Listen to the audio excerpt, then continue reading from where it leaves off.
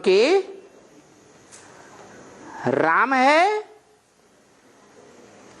रमिते योगिनो यस्मिनीति राम, जिसमें योगी लोग रमण करते हैं याद में, अतीन्द्रिय सुख भोगते हैं, उसका नाम है राम। त्रेता वाला राम है, त्रेता वाला राम नहीं, पुरुषोत्तम संगम युग का वो राम जो निराकारी राम बनता है। क्या संपन्न स्टेज धारण करता है आत्मा की, वो राम। जिस राम को या जिस राम के शरीर रूपी रथ को या उस राम के शरीर रूपी धनुष, जिसे चाप कहो, जो भक्ति मार्ग में कहते हैं शंकर चाप जहाज जेहि चढ़ी उतरे पार नर, बूढ़ी सकर संसार। क्या शंकर का जो चाप रूपी धनुष कहो, रथ कहो, उस रथ का बुद्धि में आधार लेकर जो मन बुद्धि रूपी आत्मा ज्योति बिंदु को उसमें चढ़ाए देते हैं, अर्पण कर देते हैं, मन मना भव हो जाते हैं, वो संसार सागर से पार चले जाते हैं इसी जन्म में, अगले जन्म में नहीं। क्या इसी जन्म में शरीर सहित पार चले जाते हैं। इसलिए वो रथ है तो जड़त्वमयी, लेकिन जड़त्वमयी रथ में भी जो भी थोड़ी बहुत आत्मिक स्थिति भावना वाली आत्मा है, क्या भावना वाली आत्मा, उसका नाम है सीता। क्या उसका नाम है अव्वल नंबर सीता।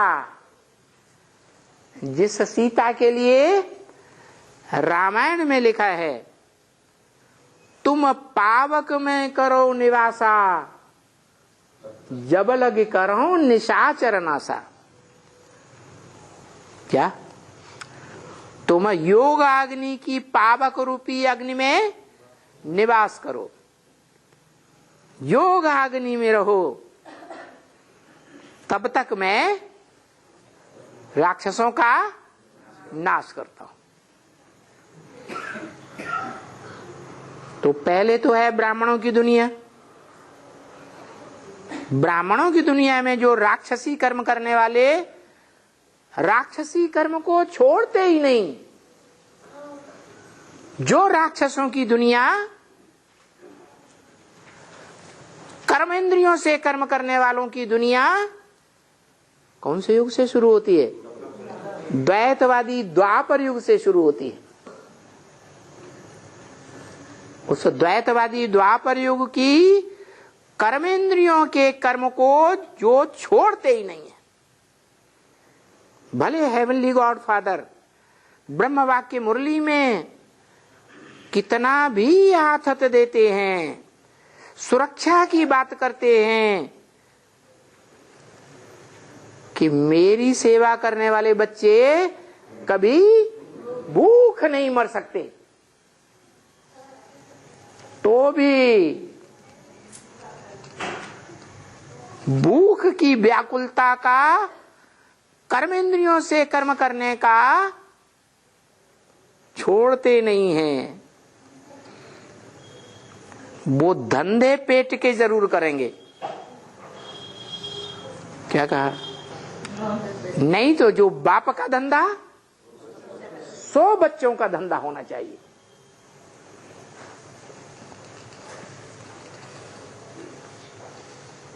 बाप का धंधा है क्या? है ज्ञान देना, लेने की तो बात ही नहीं। हाँ, जो मनन चिंतन मंथन किया है उसको वेरीफाई कराने के लिए भले दे दो। तो ये धंधा बाप का धंधा है। ब्राह्मणों का धंधा क्या होना चाहिए? जो बाप का धंधा, 100 बच्चों का धंधा, ज्ञान लेना, ज्ञान देना। बाकी के लिए बता दिया, साफ बता दिया, सब धंधों में है नुकसान सिवाय एक ईश्वरीय धंधे के।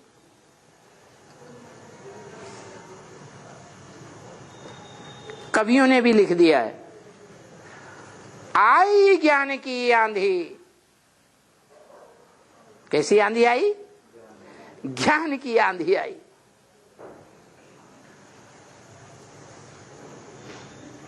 सारी दुनिया में अभी जल्दी ऐसा टाइम आने वाला है, सब धंधे नुकसान हो जाएंगे, सब धंधे चौपट हो जाएंगे। सिर्फ ज्ञान का ब्राह्मणों का धंधा चलेगा और सारी दुनिया के 500-700 करोड़ मनुष्य मात्र को ब्राह्मण ही बनना पड़ेगा, ब्रह्मा की